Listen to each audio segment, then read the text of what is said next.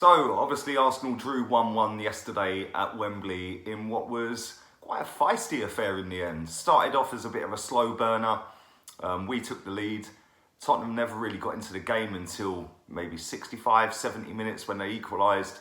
And then after that, it sort of erupted really. There was all sorts of drama after that. Red card for Lucas Torreira, a penalty miss from Aubameyang, and we left Wembley thinking that it was felt more like a loss really, because we played so well and all of our players all over the pitch put in great performances, and that's what we want to see every single week from our players.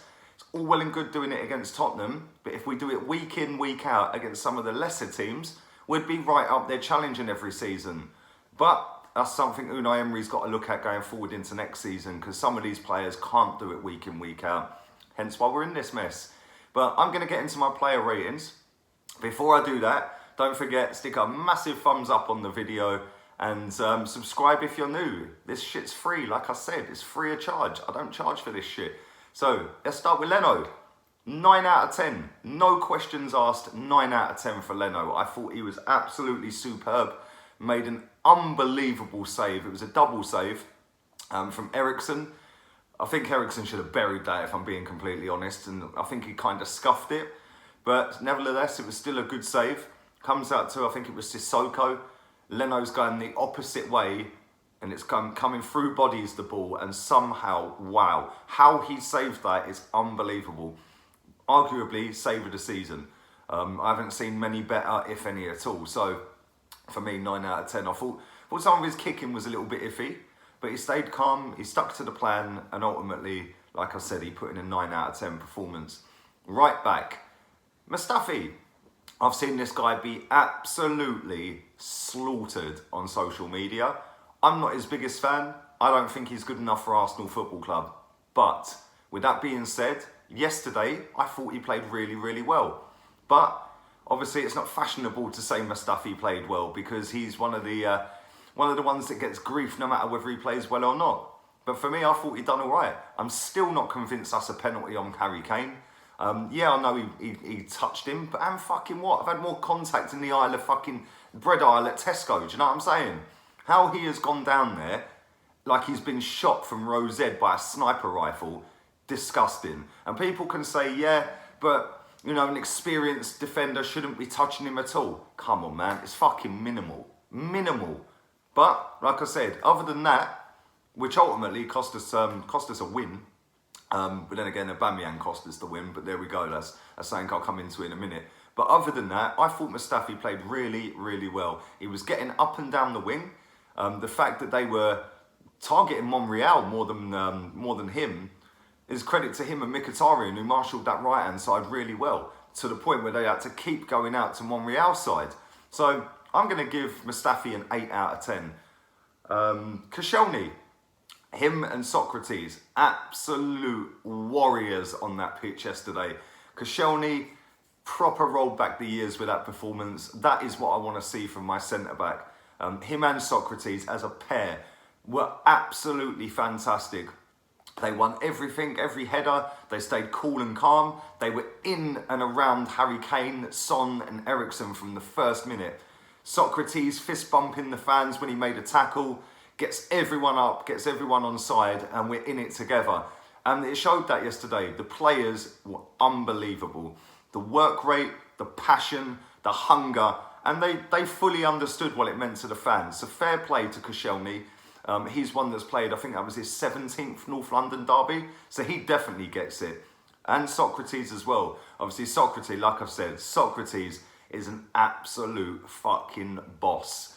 Absolute boss. That guy is a throwback to old school defending. And I want to see another one like him come through the door at the Emirates in the summer. Because if we had two of him, wow, we are instantly better. But that's no disservice or discredit to Koscielny yesterday, who was as good as Socrates. So for me, they both get 9s. 9s for both of them. Nacho Monreal. I've seen people saying that this guy was a contender for man of the match. I must have watched a different game. Yes, he was good.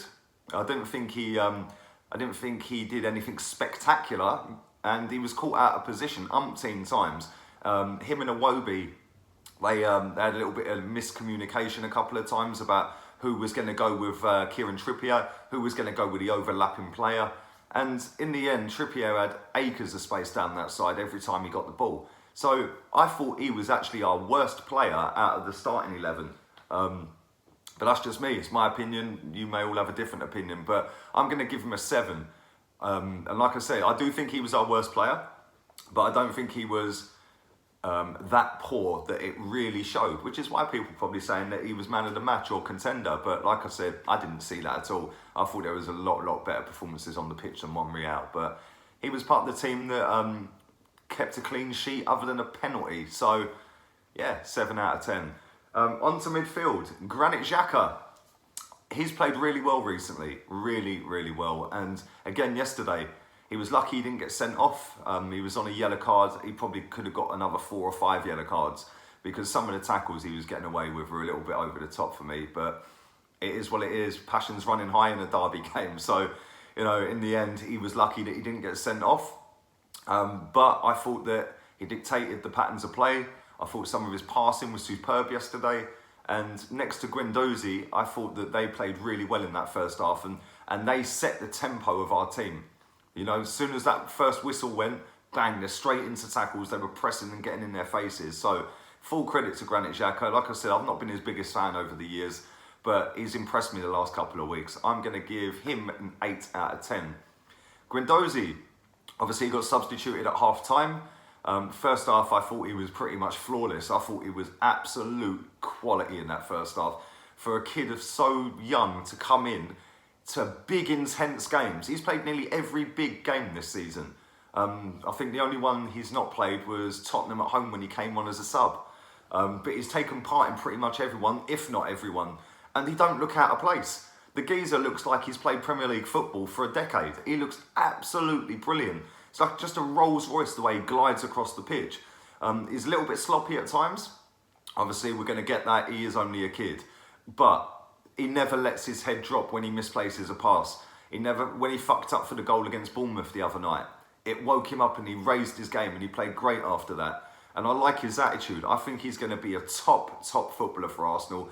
And we've got to be careful we don't lose him in the summer or even the summer afterwards. So if I was the board of directors and the manager, I'd be strapping him up to a new improved deal in the summer and making sure there's a nice little 60, 70 million buyout clause in there if anyone does want him. So for me, I'm going to give him 8 out of 10. Mkhitaryan. Wow, what a performance. Unbelievable player, like the last couple of weeks. It's like we've got the Mkhitaryan from Borussia Dortmund. Since this guy's come back from injury, he has been absolutely fantastic. He's getting up and down. He's chipping in with goals and assists. He's defending. He's helping the right back out. Happened to be Mustafi yesterday. But his all-round gameplay, it's like, I don't know what he's taken, but all of a sudden he looks like he's 10 times quicker than he was before he got injured. It's like he just bursts past people now. And that is what I've wanted to see from this guy because he's done jack shit for Arsenal. He's done jack shit for Man United, really. Let's be real. I know he scored the Europa League final, but let's be real. A lot of Man United fans were over the moon when they got rid of him because they said he'd been shit. So, and I like I said, I haven't seen the Mkhitaryan in England that was the Mkhitaryan that was in Germany. But the last 3 or 4 games he has played, he has looked like he's that sharp again and he's on it again. Fair play to him. Listen, if he's going to play like that for the rest of the season and seasons going forward, we're all automatically a better team because he's been a passenger in so many games. But when he's not a passenger and he turns up like that, we're instantly better. So fair play to him. 9 out of 10 for Mkhitaryan. Alex Iwobi on the other side. Could have scored an absolute screamer. And when he curled that shot that Lloris saved, I was crying out for him to do that. I was going chop inside and ping one top corner, curl one top corner. And he don't do it enough. I want to see him do that every game 3 or 4 times. I want to see him do it every game. And the thing I like about him is he's so skillful that he had Trippier on toast at times in that game, nutmegged him the lot, do you know what I mean? Proper techers, but he don't do it enough. But yesterday, it wasn't about him. It wasn't about getting inside and having shot after shot. It was about helping the team defensively as well. So, yes, he weren't massively effective going forward, but I don't think Arsenal as a collective were massively effective. It was all about managing the game properly, and I think we did that. The game plan nearly came off. It nearly paid off perfectly. But listen, Alex Iwobi was helping out Monreal. Like I said earlier when I rated Monreal, I think they got a little bit confused sometimes of who was tracking who. But once they sorted that out, I thought they both looked a lot better. So for me, Alex Iwobi is going to get a 8. Aaron Ramsey, obviously his last North London derby, scored a great goal. I couldn't believe how much space that guy had when he was running through on goal. Unbelievable. What were they doing? I was fully expecting to see a centre-back come out of the screen as he's running to the goal. And I was just like, no fucking way, he's clean through. But then I thought, please, don't get caught up, because it seemed like it just took forever. And then as soon as he rounded the keeper, bang, man, that geezer loves a goal at Wembley. Fair play to him. Listen, he's off to Turin, to Juve. He scored in his last North London derby. It wasn't enough to win the game, unfortunately, but I thought he played really great yesterday, and he's been pretty decent in the last few games. Yeah, I thought he's been pretty good, to be fair. But you know, against these teams, Aaron Ramsey normally steps up, especially Tottenham. So it was nice to see that even though he's leaving, he's still got that hunger and passion for a North London derby, and he took his goal superbly. What a finish! I'm gonna give Aaron Ramsey an 8 out of 10. Lacazette missed an absolute sitter in the first couple of minutes, and then missed an absolute sitter in the first couple of minutes of the second half. What can you say? At the end of the day, if he buries either of them, well, especially the second half one, if he buries that, it's game over. We walk out there with 3 points. He didn't, and automatically got substituted about a minute after he missed that. I felt kind of sorry for him, because the manager was ruthless there. He was like, right, you've missed, get off. And he put Aubameyang on. But I don't think Lacazette looked as sharp as he has done in recent weeks. Like, you know, when he came on the other night against Bournemouth, he looked electric. He looked so quick and so on it. Maybe that's because Bournemouth ain't as good as Tottenham, I don't know. But he just looked a little yard off yesterday. With that being said, I don't think he played shit. I just don't think he was all that yesterday. I'll give him a 7. Lucas Torreira came on as a substitute in the second half at half-time.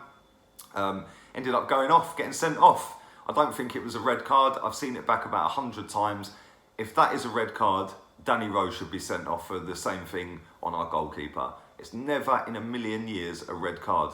But I actually thought he'd done all right when he came on. I thought that him and Xhaka just sat there and they looked even better than Guendouzi and Xhaka did. I just thought they got better. But ultimately, he got sent off, which means he's now going to miss the next 3 games, including United. For me, well, listen, it was a great tackle as far as I'm concerned, but I'm going to give him a 6. Aubameyang. Oh, wow. Aubameyang. Penalty, last minute, at Tottenham, to win the game. And you walk up nonchalantly and just scuff it to the exact same spot you did it at the Emirates. What the fuck was going through your head? Seriously, what was going through your head? Because, yeah, it's great if it goes in, but if it don't go in, it's a shit penalty. Because look at the way he struck that ball. He didn't look confident to start off with. It was just a P-roll shot. It's like, sorry, you're in stoppage time against your fucking enemy at their ground. You go and win the game. You run up to that and slap the shit out of that ball and fucking make sure you hit that 100 mile an hour. And if it goes in, or if the keeper saves it, he's going in the fucking net with it. But he didn't, and that's what makes it feel like a loss. The fact that all the lads put a shift in, they all played so well, and then he just steps up and goes, oh, yeah, I'll just fucking, cool as you like, just roll it down there. Don't work like that. Sorry, mate. I'm sorry. I don't get it. Listen, I'm not going to slag Aubameyang off, because at the end of the day, he's our top goal scorer. But too many times he bottles it in big games, and that's just being straight. I'm not hating on the guy. I'm just being real. He bottles big games, whereas Lacazette, yeah, he didn't play great yesterday. Yes, he missed 2 chances, but ultimately Lacazette steps up and scores in these games normally. Aubameyang don't. I know he scored 2 at the Emirates against this lot.